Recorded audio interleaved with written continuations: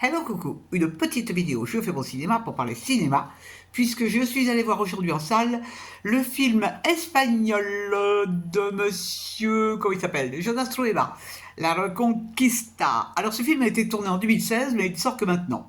Alors je vous débriefe très vite fait l'histoire. Manuela, qui vit en Argentine, vient passer quelques jours à Madrid, pour x raisons, et donc elle va retrouver son copain d'enfance, Olmo, euh, dont elle était et dont en fait ils étaient vachement amoureux quand ils étaient au lycée tous les deux. Ils se sont connus gamins, ils avaient 14-15 ans et ça a été leur premier amour. Donc pendant la soirée qu'ils vont passer ensemble, ils vont reparler de ce moment, ils vont reparler des échanges de lettres qui se faisaient.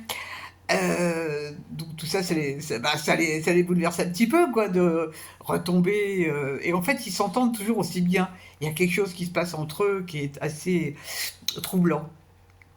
Seulement voilà, Manuela, elle va repartir en Argentine quelques jours après. Donc, on va voir ce qui se passe dans la tête de Olmo, qui lui vit en couple, bien sûr. Elle, par contre, elle a une vie beaucoup plus dissolue, hein. Comme elle dit, tous les soirs, elle a un autre homme. Et lui, par contre, vit avec une jeune femme. Il est installé et elle est psychiatre. Lui, je sais plus ce qu'il fait comme boulot. Je crois que... Ah oui, il est traducteur, lui. Il est traducteur. Parce qu'il explique qu'il avait voulu écrire, mais qu'en fait, il trouvait que c'était plus intéressant de traduire parce qu'il donnait une ouverture à la lecture à tout le monde. Et je trouvais que c'était très chouette, d'ailleurs, de dire ça.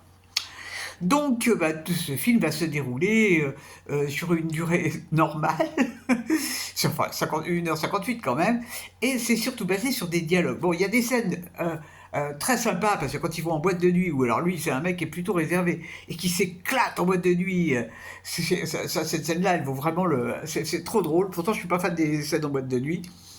Et puis il y a surtout un échange de dialogue et un échange d'idées. Euh, est-ce qu'il faut est-ce que la vie en couple permet à chacun de se développer et de profiter de la vie et de faire tout ce qu'il a envie? Je mélange un peu le débrief avec mon ressenti, hein. Et j'ai vraiment, il y a des dialogues que j'ai trouvé vraiment extrêmement touchants et vrais. Un questionnement sur qu'est-ce que la vie peut nous réserver si on est en couple ou si on vit seul. Ça donne matière à réfléchir. Mais c'est extrêmement léger, hein. C'est pas du tout prise de tête. Il y a des choses très drôles. Il y a vraiment des choses très très drôles. Ils sont extrêmement sympathiques en plus tous les deux, ce qui ne gâche rien. Ils sont sympathiques, ils sont jeunes et ils sont beaux. Que demande le peuple? Et en plus ils sont pas bêtes. Alors là c'est la totale. Donc c'est un film que j'ai beaucoup apprécié, qui m'a agréablement surprise parce que je ne savais pas trop ce que ça allait être, mais la deuxième partie est assez marrante. Je vous dis pas ce que c'est la deuxième partie. C'est un film qui est un peu à l'envers. Devinez, devinez, ou allez le voir, hein. Ouais, vraiment, c'est un film que je vous recommande parce que je trouve qu'il sort de l'ordinaire. Que ça aurait pu être casse-gueule parce que quand c'est un film comme ça où il n'y a pas beaucoup d'action mais qui est surtout basé sur des dialogues, eh ben non, eh ben non, vraiment belle surprise. Voilà, voilà, ça s'appelle La Reconquista.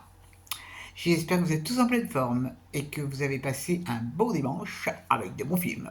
Pourquoi pas? Je vous dis salut, salut, à la prochaine pour parler cinéma ou amour. Non, non, non, on parlera pas d'amour.